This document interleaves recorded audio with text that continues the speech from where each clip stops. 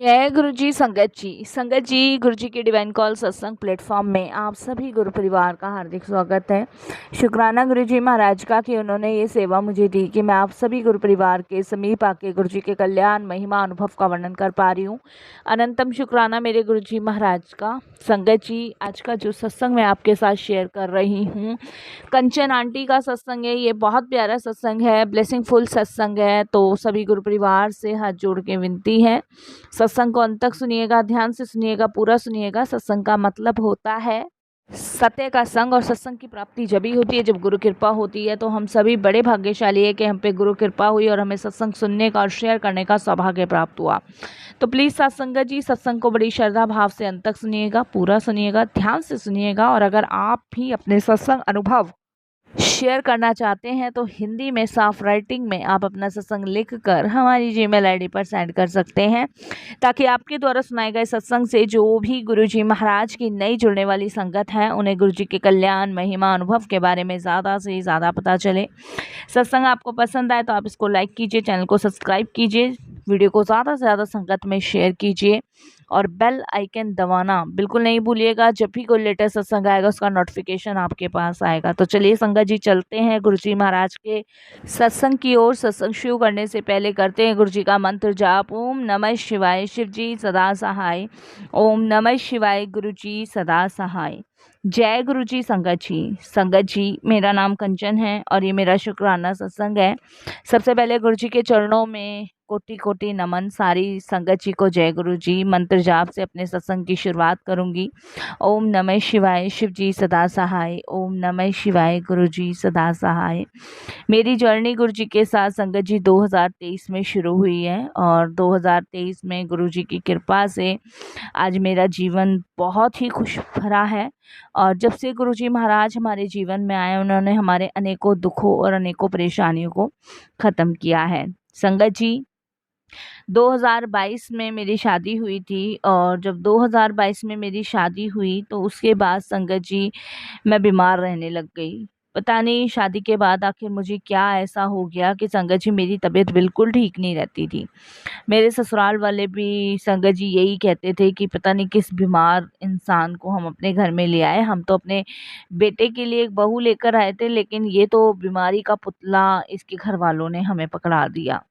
तो संगत जी, ये सब चीज़ें सुनकर मैं और परेशान हो जाया करती थी, जबकि संगत जी मेरी तबीयत बिल्कुल ठीक नहीं थी। और मेरे हस्बैंड का भी यही कहना था कि हमने तो शादी इसलिए करी थी कि मतलब चलो घर परिवार को संभालने वाली एक बहू आएगी अच्छी, लेकिन ये तो ऐसी बीमार हमारे पल्ले बंध गई है जिसके ऊपर सिर्फ पैसा लगाया जा रहा हूँ और कुछ ही नहीं।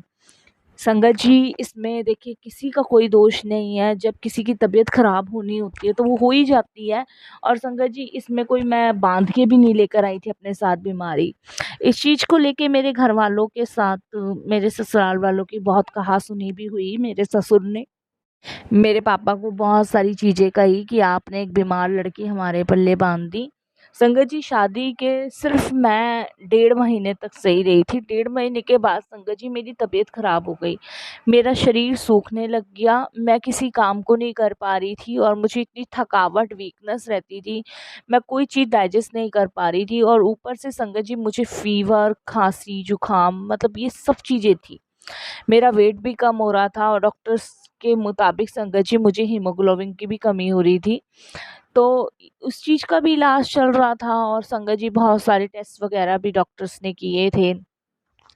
और जिसकी वजह से संगत जी मेरे ससुराल वालों ने ये कहना शुरू कर दिया कि बस खर्चा खर्चा खर्चा, इतना खर्चा हो रहा है, डॉक्टर्स को इतने पैसे जा रहे हैं। मेरे हस्बैंड ने तो ना जाने पता नहीं क्या क्या मुझे कहा। ये संगत जी सिर्फ 1.5 महीने की शादी में ही हुआ था। और संगत जी मेरे को खुद भी नहीं पता था कि मेरी इतनी तबीयत क्यों ख़राब हो रही है, क्या रीज़न है, क्या कारण है। संगत जी, उसके बाद मेरे पापा ने कहा कि अगर चलो इसकी कंचन की तबीयत ठीक नहीं है तो आप यहाँ पे भेज दो। तो संगत जी मेरे ससुराल वाले बिल्कुल मान गए और उन्होंने जो है मुझे मेरे मायके भेज दिया। संगत जी, मेरे पापा मुझे वहाँ से मायके ले आए। मेरे पापा मम्मी ने यहाँ मेरा ट्रीटमेंट कराया, लेकिन मेरी हालत और ख़राब होने लगी और ज़्यादा बीमार रहने लगी। जब संगत जी मैं ज़्यादा बीमार रहने लगी तब मेरे पापा के किसी फ्रेंड ने कहा कि हो सकता है किसी ने कुछ कर वर ना दिया हो, शादी के टाइम में किसी की बुरी नज़र या टोक ना लग गई हो। और ये सब चीज़ें मतलब मेरे पापा के फ्रेंड ने कहा। तो मेरे पापा को उनके जो फ्रेंड थे वो संगत जी एक ऐसी जगह लेके गए जहाँ पे झाड़ फूक होते हैं, और फोटो देख के बताया जाता है कि मतलब कुछ ऊपर का चक्कर वगैरह तो नहीं है। तो मेरे पापा मेरी फ़ोटो वहाँ लेके गए थे। तो वहाँ पे उन्होंने फ़ोटो देख के बताया कि इसके ऊपर तो किसी ने ना काली क्रिया की हुई है, जिसकी वजह से ये बीमार रहती है, और जिसने भी ये किया है ना वो तुम्हारे घर का ना सर्वनाश चाहता है, और तुम्हारी बेटी को ना वो खुश नहीं देखना चाहता है। तो ये सब चीज़ें मतलब उन्होंने मेरे पापा को बताई। ये सब जब मेरे पापा ने सुना तो मेरे पापा एकदम से उनको बोले कि कोई उपाय वगैरह बताओ। तो उन्होंने कुछ उपाय बताए थे, और उन्होंने कहा था कुछ पूजा पाठ करनी पड़ेगी, वो भी हमने करवाई, कोई फ़ायदा नहीं और ना कोई फ़र्क पड़ा। उसके बाद संगत जी मेरी तबीयत और ज़्यादा ख़राब रहने लगी। जब मेरी तबीयत और ज़्यादा ख़राब रहने लगी तो संगत जी एक तरफ टेंशन थी, एक तरफ चिंता थी कि मेरे ससुराल में से किसी ने भी मुझे फ़ोन करके एक दफ़ा भी नहीं पूछा कि तुम ठीक हो कि नहीं ठीक हो। संगत जी उन लोगों को यही लगता था कि कहीं मैं उनसे पैसे ना मांग लूँ, या बीमारी की वजह से कुछ और चीज़ें ना मांग लूँ, या वापस आने की ज़िद ना करूँ। मेरे ससुराल वालों ने मुझे एक दफ़ा भी नहीं पूछा, और मेरे हस्बैंड को जब भी मैं फ़ोन करती थी वो संगत जी बिज़ी कह के फ़ोन काट देते थे या फ़ोन ही नहीं उठाते थे। संगत जी मेरी तबीयत बहुत ज़्यादा ख़राब रहने लगी। और आप समझ सकते हैं संगत जी, नई शादी में अगर ऐसा हो तो इंसान के ऊपर क्या बीतती है, जो मुझ पे उस समय बीत रही थी। संगत जी समय बीतता रहा, मेरी तबीयत और ज़्यादा ख़राब हो गई। बहुत ज़्यादा तबीयत जब ख़राब हो गई तब मेरी मम्मी की जो मामी जी हैं उन्होंने हमें गुरुजी के बारे में बताया। उन्होंने मेरी मम्मी कि निशा तू गुरुजी के पास क्यों नहीं लेके जाती कंचन को। जब उन्होंने मेरी मम्मी को ये बात कही तो मेरी मम्मी ने मेरे पापा से डिस्कस की। तो मेरे पापा ने कहा कि ठीक है, एक बार वहाँ भी चल के देख लेते हैं, क्या पता आराम लगी जाए। तब संगत जी मेरी मम्मी की मामी जी और मैं और मेरी मम्मी पहली बार गुरुजी के पास गए थे 2023 में। और संगत जी जिस समय मुझे गुरुजी के पास ले जाया गया उस समय ना तो मैं चलने की हालत में थी, ना कुछ खाने की हालत में थी। मेरे शरीर में बिल्कुल भी जान नहीं थी। पता नहीं मैं कैसे खड़ी हो पा रही थी, मुझे नहीं पता। मेरे अंदर कुछ भी नहीं था। मेरी मम्मी और मेरी मम्मी की मामी जी मुझे पकड़ के गुरुजी के पास तक लेके गए। आगे चल के सेवादार अंकल ने मुझे पकड़ा, और 2 सेवादार अंकलों ने मुझे पकड़ा हुआ था। उन्होंने पूछा मेरी मम्मी से कि आंटी इनको आंटी को क्या हो गया है। तब मेरी मम्मी ने बताया कि अभी 1.5 महीने शादी को हुए हैं, पता नहीं क्या हो गया इसे, समझ ही नहीं आ रहा है। तो उन्होंने बताया कि आंटी चिंता मत करो, आप एक ऐसे दरबार आए हो जहाँ पे हर एक परेशानी, हर एक बीमारी, हर एक चीज़ का रोग है। कोई अला-बला भी है तो वो भी यहीं ख़त्म हो जाएगी। आप गुरुजी के दरबार आए हो, आंटी बिल्कुल सही हो जाएँगी। और अभी आंटी 2 जनों के सहारे से आ रही हैं, अब की बार जब आंटी आएँगी तो खुद चल कर आएँगी। संगत जी दोनों सेवादार अंकलों ने मुझे गुरुजी के दरबार ले जाके बिठाया। वहाँ कुछ देर मैं बैठी और गुरुजी को देखा, बड़ी मंद सी आँखों से देखा, और मुझे ऐसा लगा, बड़ा सुकून सा मिला। संगत जी ये समझ लीजिए कि मेरी आँखें गड्ढे में घुस चुकी थी और मेरा रंग काला पड़ चुका था। मैं सूख के तिल्ली हो गई थी, मैं खड़ी भी नहीं हो पा रही थी, बस एक साँस थी वो चल रही थी। जिस दिन वो भी रुक जाती तो टूट जाती। तो संगत जी उसके बाद अंकल ने बोला आंटी आप आंटी को ना लंगर कराओ और देखो वो ठीक होगी। तो संगत जी लंगर मेरी मम्मी मुझे कराने लगी तो एकदम से अंकल ने कहा कि आंटी लंगर आंटी खुद करेंगी, आप मत कराओ, ठीक है ना। गुरुजी के दरबार में है, गुरुजी ने इतनी शक्ति दी है कि आंटी खुद लंगर कर सकती हैं। उसके बाद संगत जी मेरी मम्मी ने मुझे लंगर करने के लिए बोला, तो मैंने बड़ी मुश्किल से एक निवाला तोड़ा। जैसे ही मैंने निवाला अपने मुंह में डाला तो संगत जी मुझे अजीब सी शक्ति का एहसास हुआ, जैसे मानो कि मुझ में एक अलग सी ही शक्ति आ रही है। मैंने वो लंगर पहली बार खाया, इतना स्वाद लंगर मैंने कभी नहीं खाया संगत जी। जबकि मैं कुछ खा पी नहीं रही थी, इतने दिनों बाद मैंने कुछ मुंह में खाया संगत जी। उसके बाद उन अंकल ने मेरी मम्मी को गुरुजी की महिमा, गुरुजी के बारे में, सत्संग के बारे में बताया, और उन्होंने बोला आंटी आप गुरुजी का मंत्र जाप किया करो, और एक बात ध्यान रखना, आज आप 2 जनों के सहारे से आए हो, आने वाले समय में ना आप खुद चल कर आओगे। बस गुरुजी की कृपा, गुरु जी का मंत्र जाप, गुरु जी के सत्संग सुनो। संगत जी, उन अंकल ने मेरी मम्मी का नंबर लिया, मेरी मम्मी ने उन अंकल का नंबर लिया। उसके बाद अंकल ने मेरी मम्मी को एक लॉकेट स्वरूप दिया और बोला इनके गले में डालना आंटी के। और उन्होंने कहा आप निश्चिंत रहो, गुरु जी का दरबार जो है ना वो सब मर्जों की दवा है, यहाँ सब ठीक हो जाते हैं। आते लाश बन के हैं और जाते वो जिंदा होकर है, ये सब कुछ उन्होंने बताया। इसके बाद संगत जी इस तरीके से गुरुजी के पास से आने के बाद मैं ठीक होना शुरू हो गई, मेरे शरीर में जान पड़नी शुरू हुई और धीरे धीरे संगत जी मतलब मेरी बॉडी में इंक्रूमेंट होना शुरू हुआ और संगत जी मेरा जो स्वास्थ्य था वो ठीक होने लग गया। संगत जी सच कहा था अंकल ने कि गई तो मैं मरी हुई लाश बन के थी, लेकिन उसके बाद आई मैं ज़िंदा होकर। मैंने अपने आप गुरुजी के दरबार जाना शुरू किया। अंकल मिले, अंकल ने यही कहा कि आंटी मैंने कहा था ना कि आंटी खुद चल कर आएंगे, और देखो आज आंटी खुद चल कर आई हैं। उसके बाद सबने गुरुजी का शुक्राना किया और उसके बाद संगत जी इस तरीके से मेरी जर्नी गुरुजी के साथ शुरू हुई और आज मैं जीवित तो गुरु की कृपा से हूँ।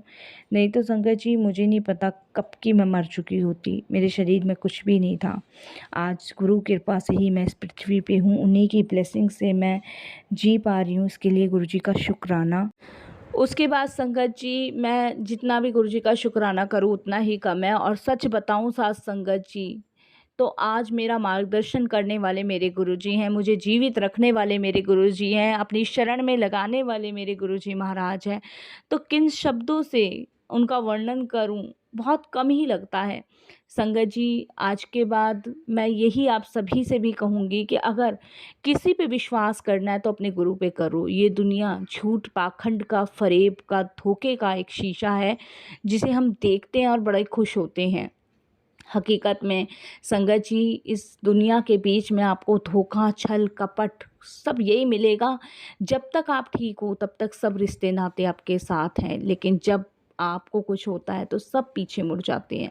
मेरे साथ यही हुआ। जो शादी के सपने 1.5 महीने में समझा के गई थी वो सब टूट गए, 1 मिनट में चकनाचूर हो गए।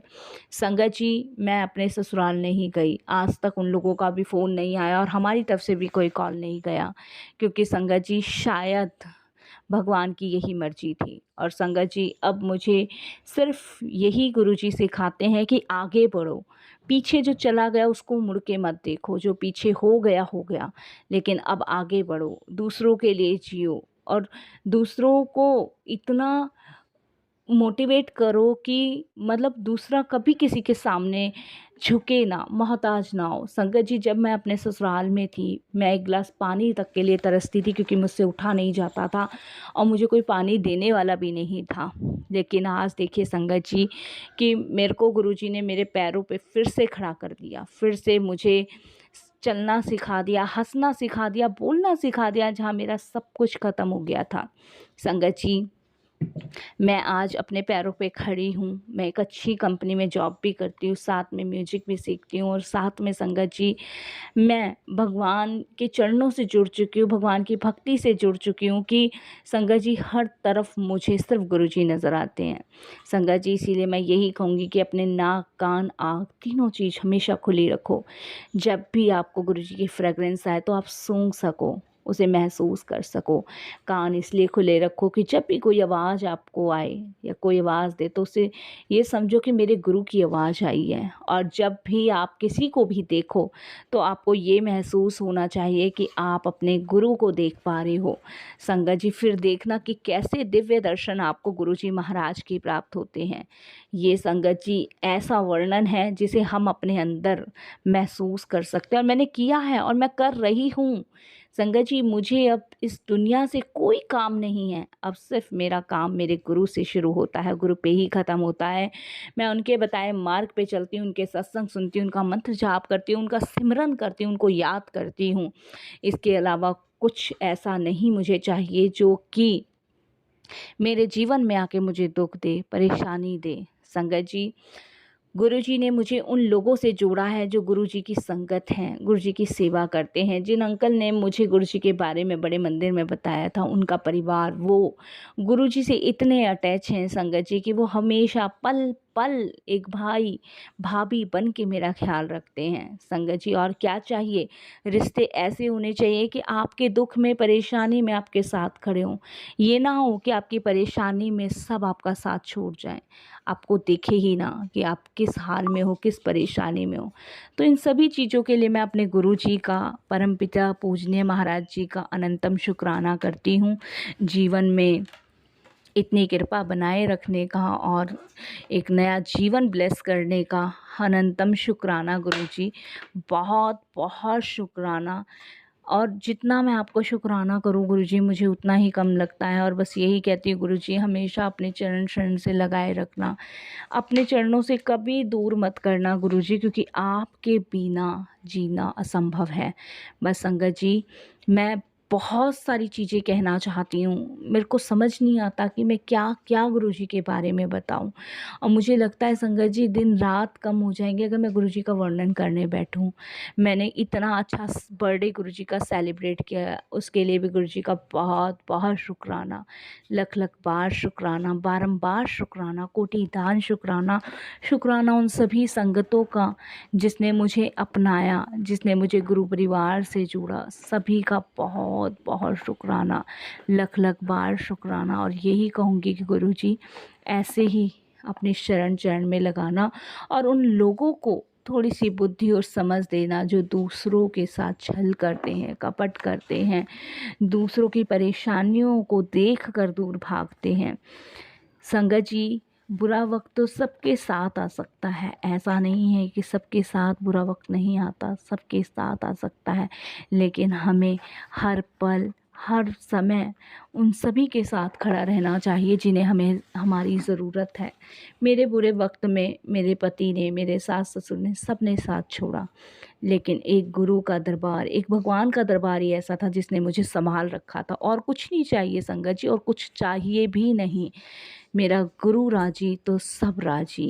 जय गुरु जी, शुक्राना गुरु जी महाराज का अनंतम।